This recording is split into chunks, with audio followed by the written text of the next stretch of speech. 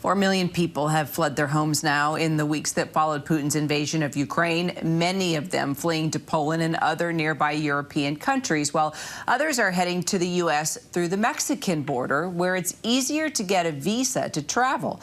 This is actually a photo from this morning in Tijuana, Mexico, where about 500 Ukrainians are actually waiting to be let into the U.S. This is all happening as the DHS makes moves to lift a pretty contentious policy called Title 42, the Trump-era restriction put in place in 2020 at the U.S. Mexico border was meant to slow the spread of COVID by stopping migrants from crossing the border and claiming asylum.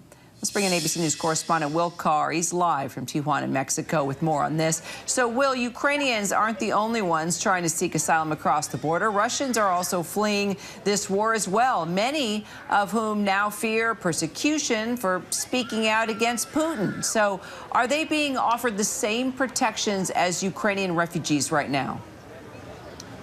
That's right, Kira. It's been a really complicated situation here at the border. We were here a week and a half ago in this exact spot, and this was filled with Russians. Fast forward to right now, and this entire block is filled with Ukrainians. And you mentioned 500. This is such a fluid situation. You can see this sea of humanity here. Their bags are packed, waiting to get into the United States. We now know there's more than 600 Ukrainians here, and that number is going to continue to go up. And I want to show you exactly what we're seeing. We're going to walk along here, and I want to talk you through this process. Ukrainians are showing up. You can see kids. They're laying down. They're sleeping. There's babies. We've seen mothers. We've seen pregnant mothers.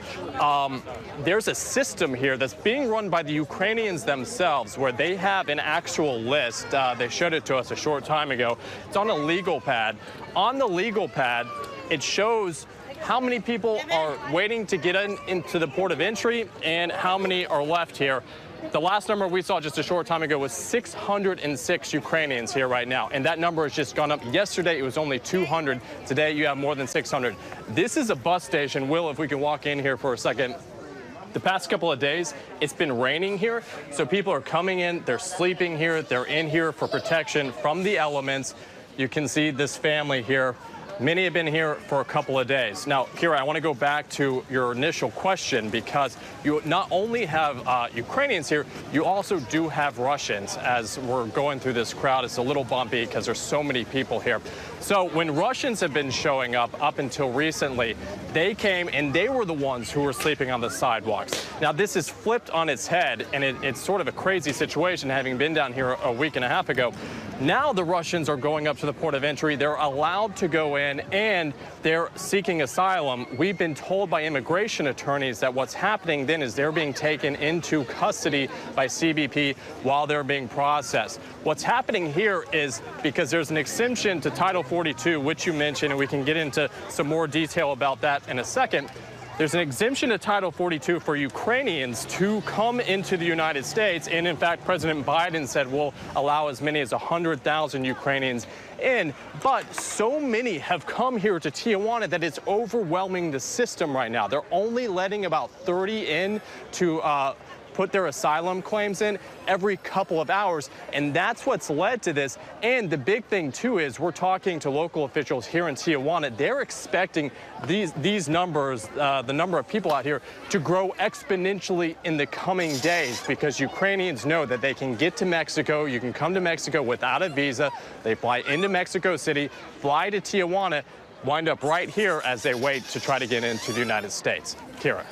And just to follow up on Title 42, and by the way, what a visual, Will, just taking us through the lines and into the station and everything. It's quite remarkable. But just to follow up what you said about Title 42, you know, the policy has blocked nearly 2 million attempts by migrants, as you know, to cross the southern border. So what do you think? Will this cause just a massive surge with so many people waiting to cross? I mean, just within the last 2 years, and now look at what's happening with Ukraine? Well, humanitarian groups say without a doubt the number of people coming to the border trying to get in get in is gonna spike. And again, I sort of want to just walk people through exactly what Title 42 is. It was a Trump administration policy that's been continued by the Biden administration that has stopped allowing migrants to apply for asylum because of COVID during the pandemic. Again, like I mentioned, because of the conflict going on in Ukraine, the administration decided to have an exemption for Ukrainians. Now we're told that actually Title 42 is probably going to phase out sometime in the near future, but that may not happen until about May or April. So you still have a bit of a gap while Ukrainians are allowed to go up and have an exemption to Title 42, and anybody from anywhere else. And we talked about the Russians.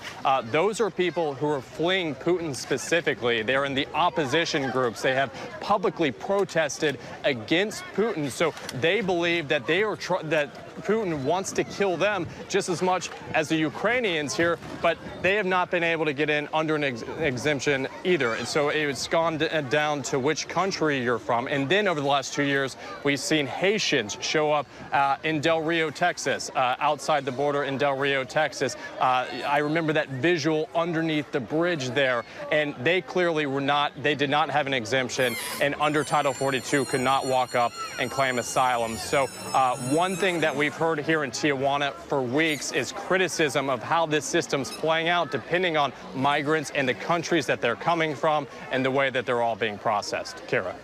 So where exactly do they stay during this waiting period? So it's a great question. Let me show you right here. They're sleeping on the sidewalks. Here in Tijuana, I just spoke with a government official, and he says that they obviously have shelters in this city, shelters that have been created for migrants over the years from countries all over the place, including Haiti, all the countries in Central America. He just told me because of Title 42, because of the policy that has not allowed people to go into the United States to claim asylum, every shelter in Tijuana right now is jam-packed. There's no more room. So his biggest concern about this is if this camp continues to get bigger, there's no place for these people to go unless they can afford hotels. And even then, he's telling me they're getting pretty packed. So as you can see, people are sleeping on the sidewalks. The shelters here in Tijuana are full. What's going to happen beyond this if more and more people continue to come here is anybody's guess. Kara. Absolutely incredible reporting and very eye-opening. Will Carr there at the border. We will stay in close touch. Thank you, Will. That was a balloon, just in case you guys heard I was just going to say, I saw all the little kids holding balloons, and my heart started thumping. Yep. I was really hoping that was just a balloon popping. By the way, it's nice to see the people are out there. We're in Tijuana. We're in Tijuana. You know, these are Ukrainians, but they're kids. Kids are kids. And let me, real quick, let me just show you. They have all day been with their chalk out here. We've been seeing these kids, and the kids are passing their time drawing Ukrainian flags. So while they're going through this hardship, they really are still being kids, and you know that is heartwarming and endearing, but heartbreaking at the same time to see people have to go through this. And one thing that I'd like to point out is a family that we spoke to said, as bad as this is, sleeping in the sidewalks, not knowing where our next meal will be, not knowing where we'll stay tomorrow, this is nothing compared to what we're going through in Ukraine. And that sort of set into my head just, you know, how crazy of a situation this is and where they started from, where they've come, and where they're hoping to be, which is the United States. Right. We'll follow it, Will. Thank you so much.